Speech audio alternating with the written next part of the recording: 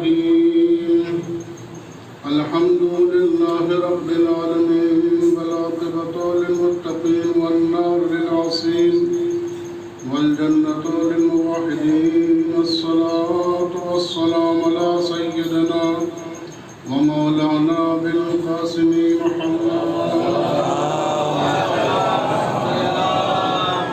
وعلى أهل بيته الطيبين الطاهرين المعصومين المظلومين الذين أذهب الله عنهم الرجس وطهرهم تطهيرا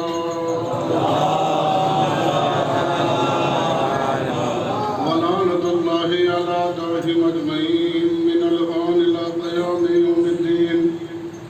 أما بعد فقد قال الله تعالى في كتابه المجيد وهو أصدق القائلين بسم الله الرحمن الرحيم وما خلقت الجن والإنس إلا ليعبدون.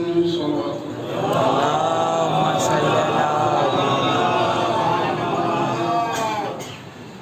اعزائے گرامی اور موالیان اہل بیت اطہار علیہ الصلوۃ والسلام، قبل اس کے گفتگو کا آغاز کیا جائے، التماس سے آپ حضرات سے ایک مرتبہ سورہ حمد اور 3 مرتبہ سورہ اخلاص کی تلاوت فرما کر سنجیدہ زہرا بنت قلب حسین کے روح کے ساتھ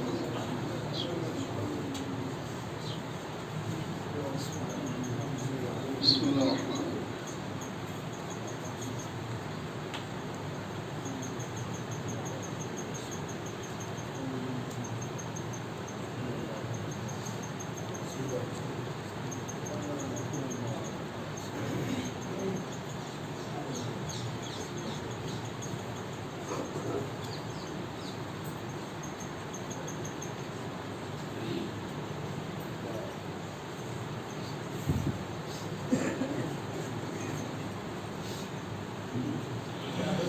عظمت آل محمد کا بلند ترین صلوات پڑھیے.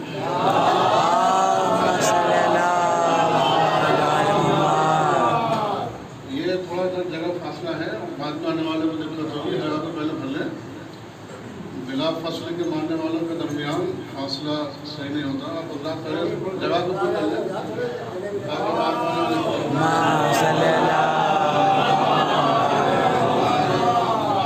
فیضان گرامی، قرآن مجید کی مشہور و معروف آیت کہ جس میں پروردگار نے گروہ انسان اور جنات کی خلقت کا مقصد کو بیان کیا.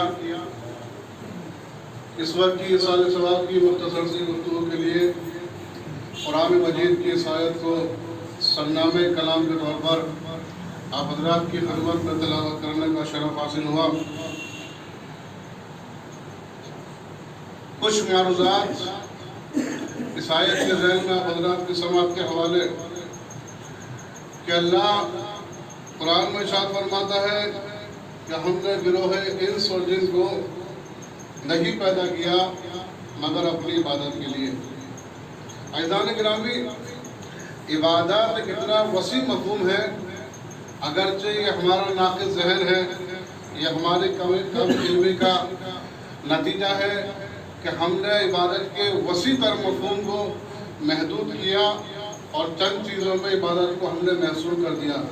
آج جب بھی عبادت کے متعلق جب بھی لفظ عبادت ہمارے سامنے آتا ہے، عبادت کے متعلق گفتگو ہوتی ہے، تو ذہن انسان یہی تصور کرتا ہے کہ نماز پڑھنا عبادت، روزہ رکھنا عبادت، حج کرنا عبادت، خمس کی ادائیگی عبادت، جہاد کو انجام دینا عبادت، یا وہ فروعات دین پہ جو اللہ نے ہمارے لیے واجب قرار دیے ہیں، ان واجب کو انجام دینے کا ہی تصور عبادت کے نام پر یاد کیا جاتا ہے. لیکن عزیزان گرامی، یاد رکھیں کہ پروردگار نے ہماری خلقت اور تمام جنات کی خلقت کا جو مقصد معبود بیان کر رہا ہے وہ کہتا ہے عبادت. لیکن آپ ان عبادتوں کا اگر تجزیہ کریں، ان عبادتوں کے اوپر غور کریں، تو یہ عبادت ایسی ہے کہ جو جس وقت یعنی ان عبادت کو انجام دینے میں انسان ہمہ وقت عبادت میں مصروف نہیں رہ سکتا. آپ دیکھیں اس وقت یہ یہ جو وقت چل رہا ہے صبح کے 8:30 بجنے والے ہیں، اگر آپ اس وقت کون سی نماز پڑھیں گے؟ اگر آپ عبادت کرنا چاہیں تو اس وقت کوئی بھی نماز انسان کے اوپر واجب نہیں ہے۔ نماز صبح اس وقت نہیں پڑھ سکتے، اس کا ٹائم نکل چکا۔ نماز ظہر جب تک 12:20-23 کا ٹائم آج کل کا چل رہا ہے، جب تک کہ 12:23 نہیں ہوں گے آپ کے اوپر نماز ظہر واجب نہیں ہے۔ تو آپ بتائیے کہ نماز صبح کے بعد سے لے کے نماز ظہر تک کا جو وقت ہے، اتنا ٹائم انسان اس میں کیا انجام دے؟ پروردگار کہتا ہے کہ تمہاری انسان ہے، گروہ انسان، تیری خلقت کا مقصد ہماری عبادت ہے۔ اور پروردگار معصومین، تمام معصومین کہتے ہیں کہ انسان کو اپنا ہر وقت عبادت پروردگار کو انجام دینا چاہیے۔ فیضان گرامی، نماز ایسی ہے کہ جو 5 وقتوں میں واجب بھی ہے۔ جب جس نماز کا وقت ہوگا اس وقت انسان انجام دے گا۔ 4 یا 5 منٹ میں حد اکثر 10 منٹ انسان نماز میں مصروف رہتا ہے، 10 منٹ کے بعد انسان کیا کرے گا؟ حج واجب انسان کے اوپر، روزہ واجب ہوا، اللہ نے سال میں ماہ مبارک رمضان میں روزہ واجب انسان کے اوپر، لیکن رمضان گزرنے کے بعد اس روزے کی عبادت کو انسان انجام نہیں دے سکتا۔ انسان اگر مستطیع ہے جسمانی اعتبار سے بھی، مالی اعتبار سے بھی، اس کو اللہ نے طاقت دی ہے، پیسہ دیا ہے، یہ جا کر اللہ کے گھر میں جا کر ماہ ذی الحجہ میں حج انجام دے لے گا۔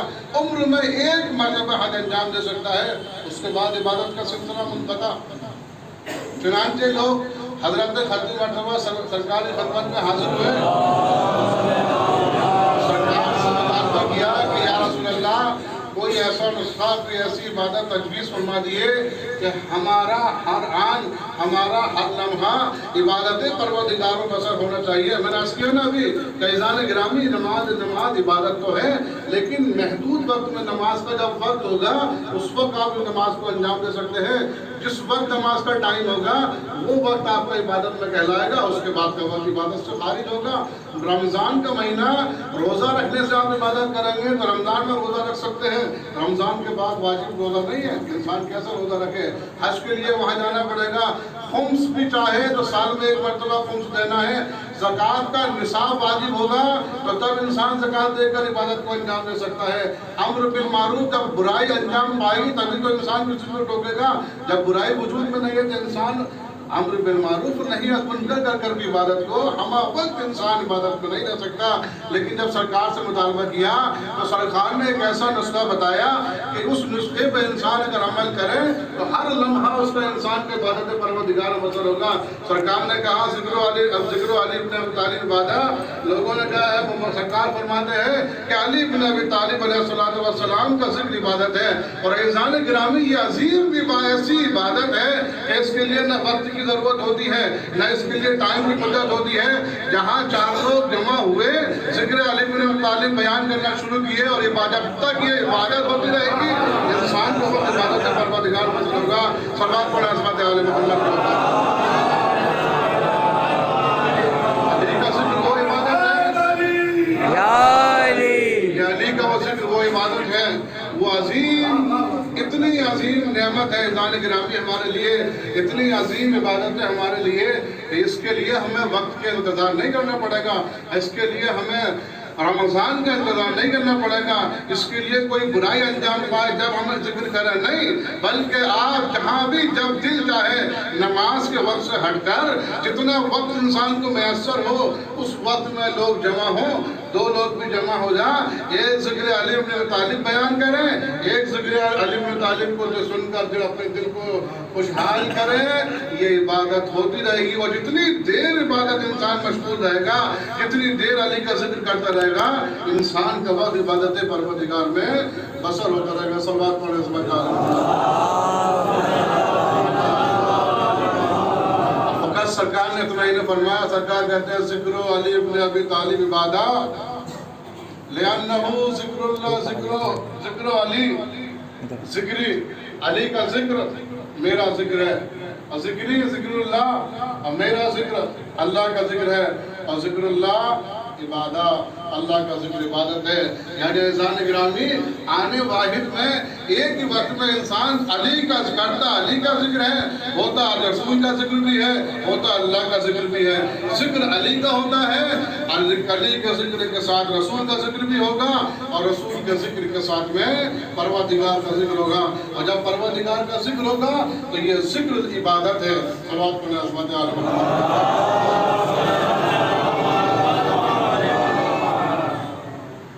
لیکن افسوس ہمیں اس مقام پہ ہوتا ہے کہ سرکار نے علی کی معرفت حاصل کرانے کے لیے کوئی لمحہ، کوئی آن لوگوں کے لیے نہیں چھوڑا۔ جہاں بھی موقع میسر آیا، جب بھی سرکار کو موقع میسر ہوا، سرکار نے اہل بیت کی اور بالخصوص مولا کائنات کی معرفت لوگوں کو کرائی۔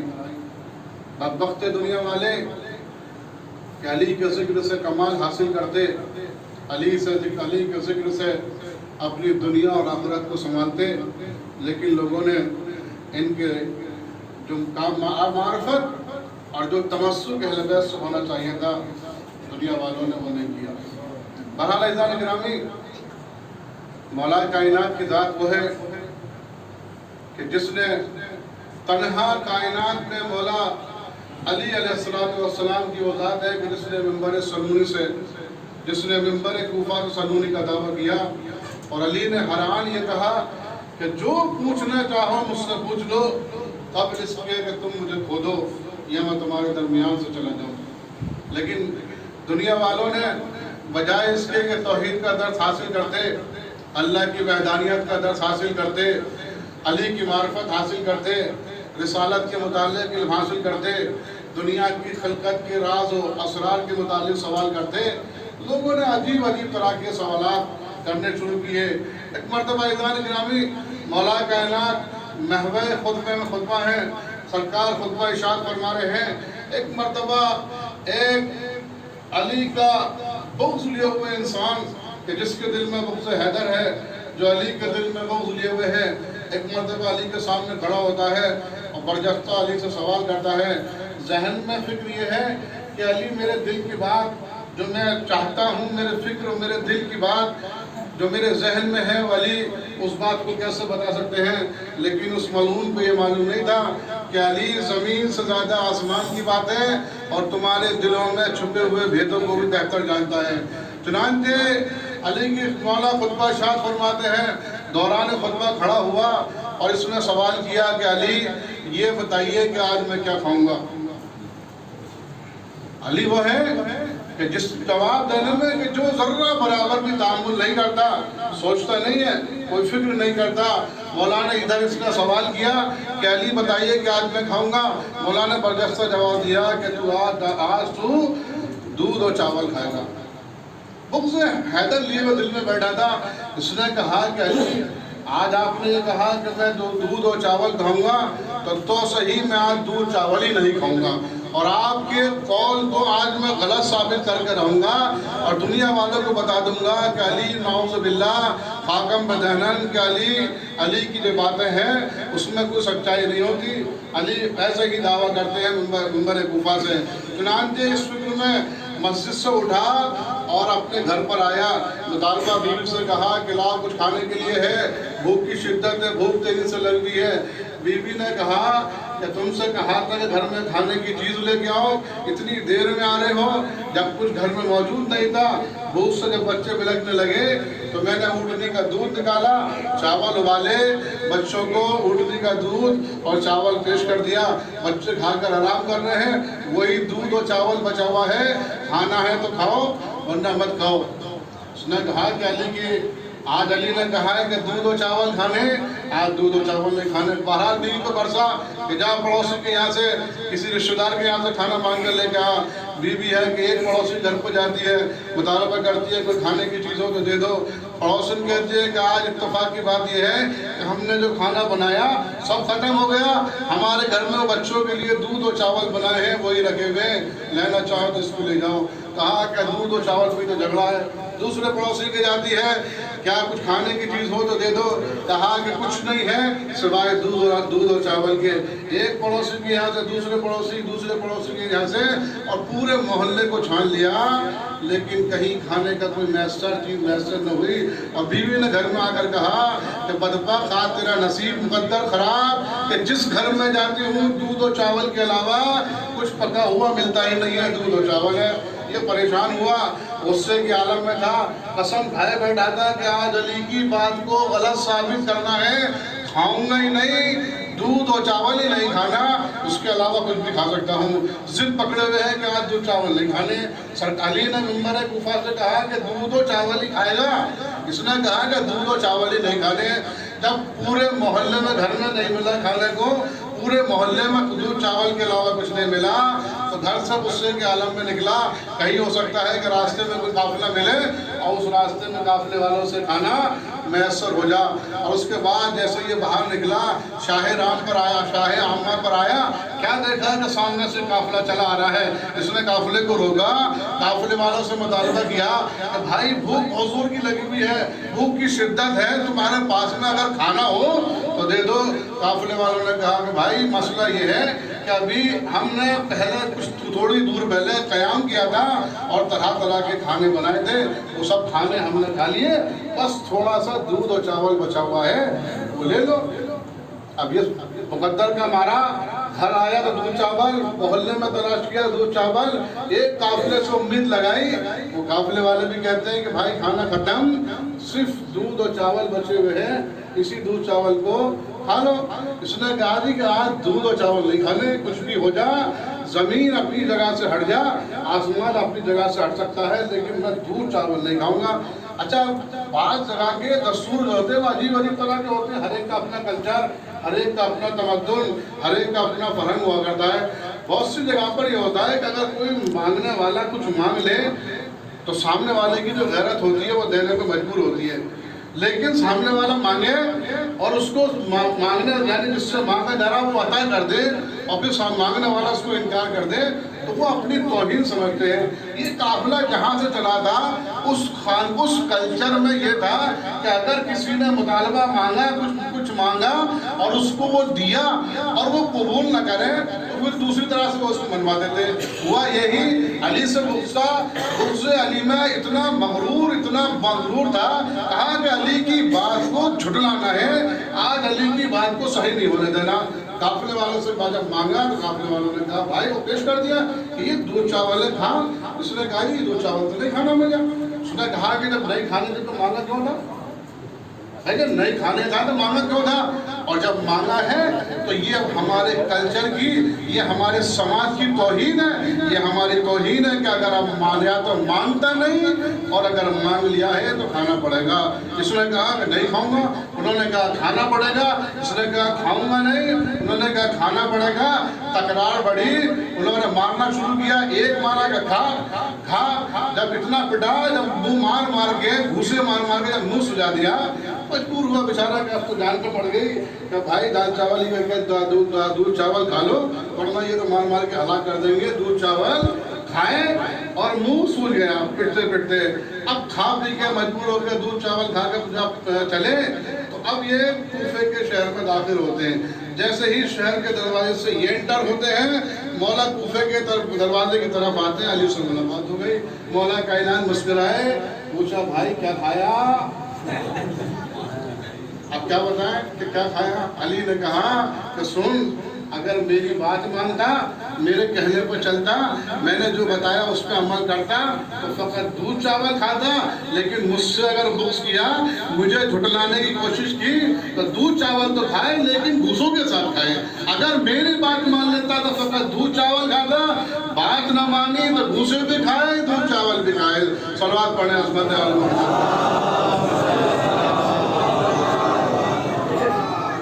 گرامی, علی وہ ہے کہ دنیا والے کتنا ہی ان سے بغض کر لیں اور ان کے علی کے قول کو کتنا ہی دنیا والے جھٹلانا چاہیں, پوری طاقت بھی, اور ایک انسان کی طاقت تو کیا, پوری حکومتوں نے مل کر طاقت لگا دی کہ علی کے قول کو جھٹلا دیا جا. لیکن لوگ علی کے قول کو جھٹلا نہ پائے۔ علی کسی عام ہستی کا نام نہیں ہے، علی وہ ہے کہ جو رسول کی نگاہوں میں بھی خاص ہے، اللہ کی نگاہ میں بھی خاص ہے۔ اور علی کو یہ مرتبہ کچھ ایسے ہی نہیں مل گیا، علی کو یہ مرتبہ اس نے اللہ کی وہ اطاعت کی ہے کہ جو اطاعت کرنے کا حق ہے۔ مولا کائنات نے حق اطاعت عطا کیا تو اللہ نے حق عطا کر دیا۔ یہ عبادت پروردگار کو انجام دیتے رہے، پروردگار ان کو فضائل عطا کرتا چلا گیا۔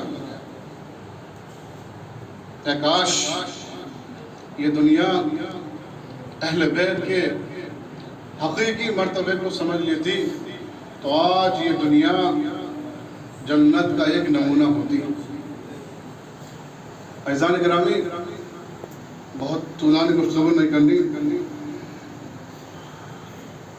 علامہ حضرت رئیس الحفاظ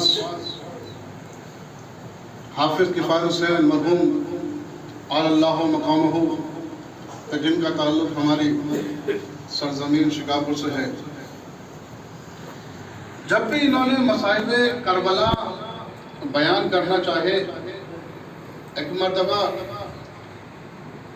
کربلا کی مصائب پیش کرنے سے پہلے علامہ نے ایک واقعہ پڑھا، لوگوں کے ذہن کو قریب کرنے کے لیے، مصائب کو لوگوں کو سمجھانے کے لیے۔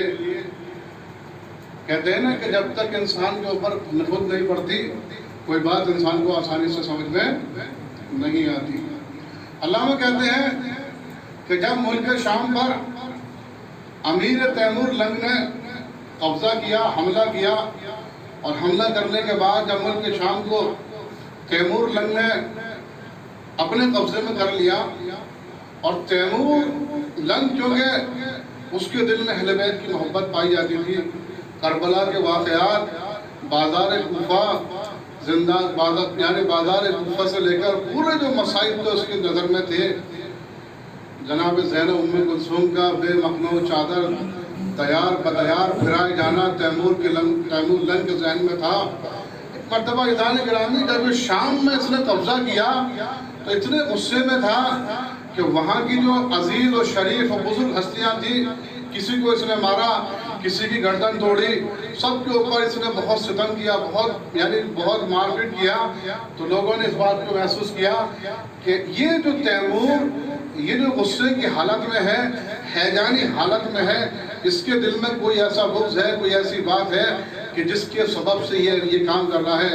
لوگ جمع ہوئے، میٹنگ کی، اور انہوں نے کہا کہ ایسا کام کیا جا کہ سب مل کر اس کے پاس چلتے ہیں اور اس کے لیے ایک پیشنہاد یہ دیتے ہیں کہ تاکہ اس کا غصہ ٹھنڈا ہو اور یہ ہمارے اوپر مار کاٹ کرنا بند کریں۔ لوگ جمع ہوئے اور سب نے مل جل کر آ کر اس سے کہا کہ اے امیر تیمور لنگ، ہم یہ چاہتے ہیں کہ آپ نے ہمارے ملک پہ جب قبضہ کر لیا تو جو ہمارے شہر میں سب سے بڑا گھر ہے، جو ہمارے بادشاہ اور ہمارے حاکم کے وقت کا گھر ہے، ہم آپ کو وہ دیتے ہیں، اور اس گھر میں بادشاہ کی ایک بیٹی ہے، ہم چاہتے ہیں کہ اس بیٹی سے آپ شادی کر لیں۔ عزیزان گرامی، تیمور لنگ سمجھ گیا اور اس نے کہا کہ اب صحیح طور پر سمجھانے کا وقت آ گیا۔ اس نے کہا ٹھیک ہے، میں تمہارے بادشاہ کی بیٹی سے شادی کرنے کے لیے آمادہ ہوں۔ اس نے اپنے غلام کو حکم دیا کہ بازار شام میں جتنے بھی بازار ہیں تمام بازاروں کو آراستہ کیا جا، بالخصوص شام کے بازار کو سجایا جا، شام کے بازار کو مزین کیا جا، شام کے بازار کو آراستہ کیا جا۔ اس نے حکم دیا، بازار کو سجایا گیا، اور جب بازار سج چکا تو اس نے اپنے غلام سے کہا کہ اس بادشاہ کی بیٹی کو لے کر شہر کے باہر جو حمام ہے اس میں لے جا، اور شادی کا جوڑا لے جا کر کہے کہ اس حمام میں جا کر اس لباس کو پہنے۔ بہرحال بادشاہ کا حکم تھا، مجبور تھی اطاعت کرنے کے اوپر، شہر کے باہر حمام میں جاتی ہے، نہانے کے بعد وہ لباس تبدیل کر نیا لباس پہنتی ہے۔ اب تیمور لنگ نے پھر حکم دیا کہ ایک لاغر سا، ایک کمزور سا ہڈی نکلا ہوا اونٹ یا بغیر کجاوے کے، بغیر کسی مسند کے اس حمام کے باہر کھڑا کر دیا جائے۔ جب لوگوں نے یہ دیکھا کہ ہمارے بادشاہ کی بیٹی کو شہر کے باہر حمام میں نلایا جا رہا ہے، شہر کے باہر حمام میں اس کو عروس کا، شادی کا جوڑا پہنا کر ایک بے ردا، بے مقنا، ایک بے کجاوا اونٹ کے اوپر اس کو سوار کر کے جب شہر میں لایا جائے گا تو عزیزان گرامی ایک مرتبہ لوگ اکٹھا ہوئے۔ اس نے کہا کہ امیر یہ کیا بدتمیزی ہے، امیر یہ کون سا کلچر ہے کہ تم ہمارے بارے بادشاہ کی بیٹی کو اس طرح تم بے پردہ ذلیل کرنا چاہتے ہو۔ ایک مرتبہ عزیزان گرامی تیمور لنگ نے اپنے سینے پہ ہاتھ مارا اور چیخ مار کر بے ہوش ہو گیا، اور جب اس کو ہوش میں لایا گیا تو اس نے جملہ کہا کہ بے غیرتو، تمہاری شرم و حیا کو کیا ہو گیا؟ ارے بھی محمد عربی سے بڑا کوئی دنیا میں بادشاہ اور حاکم ہے؟ محمد کی بیٹیاں کربلا سے کوفہ سے شام کے بازاروں میں بے مقنا و چادر بنائی گئی، تمہاری حیا اس وقت پیدا نہ ہوئی؟ کچھ ہی شامی نے جناب زینب، جناب کلثوم کے لیے کوئی رضا مہیا نہ کی۔ عزیزان گرامی تیمور لنگ نے کہا کہ آج تم مجھے پردے کا حکم دیتے ہو، مجھے بادشاہ کی بیٹی کی تعظیم کا مفہوم سمجھا رہے ہو؟ ارے ظالموں، اس کم کرو، بے غیرت ہو، تمہیں اس وقت تمہاری حیا کو کیا ہو گیا کہ جب فاطمہ کی بیٹیاں بے مقنا و چادر تھی اور تم نے اپنے ملبہ عام میں ایک اعلان کرایا کہ آؤ تماشا دیکھو، اولاد رسول ہے، یہ اولاد رسول کی بیٹیاں بے تماشا دیکھو، اجرکم اللہ جزاکم ربکم خیر الجزاء، پروردگار کو ہم نہ دے سوائے غم اہل بیت اطہار کے۔ عزیزان گرامی یہی تو درد ہے امام سجاد کے بعد کہ جب بھی کوئی چاہنے والا، یہ کربلا کا پہلا عزادار سید سجاد شام کے زندان سے رہا ہونے کے بعد جب بھی کوئی چاہنے والا امام کی خدمت میں حاضر ہوا اور امام سے سوال کیا کہ اے مولا آپ کے اوپر سب سے زیادہ مصیبتیں کہاں پڑی، تو سید سجاد نے 3 بار کہا الشام الشام الشام۔ مولا فرما دیتے کہ بھائی مقبول، زندان شام میں ہم پہ بہت مصیبتیں ڈائی گئی، بازار شام میں ہم پہ بہت مصیبتیں ڈائی گئی، دربار شام میں ہم پہ مصیبت ڈائی گئی۔ اے میرے چاہنے والے، ہم آل رسول کی نبی کی بیٹیاں کہ جن کے گھر سے ہم تا پردے کی تعلیم چلی، وہی رسول کی بیٹیوں کو اسیر کر کر کنیز بنا کر کنیزوں کی مانند، غلاموں کی مانند ہمیں بازار شام میں غلاموں کی مانند پھرائے گیا۔ اللہ لعنت اللہ علی القوم الظالمین وسیعلم الذین ظلموا ای ينقلبون۔ الہی بحق زہرا وقیحہ ومالحہ ونیحہ وسلم مستودعیہ۔ پروردگار تجھے واسطہ اہل بیت اطہار کا ہماری اس مختصر سی عبادت کو شرف قبولیت عنایت فرما۔ پروردگار جو غریب ہے ان کے رزق و وسعت عنایت فرما، جو بیمار ہیں ان کو شفائے کامل واجل عنایت فرما، جو مقروض ہیں ان کے قرض کو خزانے غیب سے ادا فرما، دنیا میں امن و امان کی فضا قائم فرما، مقامات مقدسہ کی حفاظت فرما، علماء اعلام مراجع کرام کا سایہ ہمارے سروں پہ قائم دائم رکھ، پرچم اسلام کو سربلندی عنایت فرما، پرچم کفر نفاق کو سرنگو فرما، حکومت امریکہ و اسرائیل و حکومت آل سعود و آل خلیفہ کو جلد سے جلد اس نابود فرما۔ پروردگار پوری دنیا میں جو مہلک مرض پھیلا ہوا ہے، کورونا نام کی بیماری کو جلد سے جلد خاتمہ فرما۔ پروردگار جو بے روزگار ان کو حلال روزی عنایت فرما، صاحبان روزگار کی روزیاں برکات عنایت فرما۔ پروردگار مرحومہ سنجیدہ زہرا کی مغفرت فرما، مرحومہ کو جوار معصومہ و جلا عنایت فرما، مرحومہ کو مقامات بلندی عنایت فرما، مرحومہ کے پسماندگان کو صبر جمیل عنایت فرما۔ پروردگار تو نے اس مجلس کا جو بھی اجر ثواب اپنی بارگاہ سے مہیا فرمایا ہو، اس سے مرحومہ سنجیدہ بیگم قلب حسین کی روح کو احسان فرما۔ پروردگار ہمارا امتحان نہ لے، یوسف زہرا منتخب خون حسین امام زمانہ جل اللہ فرش شریف کے ظہور میں تاجیل عنایت فرما، حضرت کے ظہور میں تاجیل عنایت فرما، حضرت کے ظہور میں تاجیل عنایت فرما۔ اور جب حضرت کا ظہور ہو تو ہمیں ان کی آواز انصاف و شمار فرما۔ آپ حضرات سے التماس ہے ایک مرتبہ سورہ حمد اور 3 مرتبہ سورہ اخلاص کی تلاوت فرما کر مرحومہ سنجیدہ زہرا بنت قلب حسین کی روح کے ساتھ فرما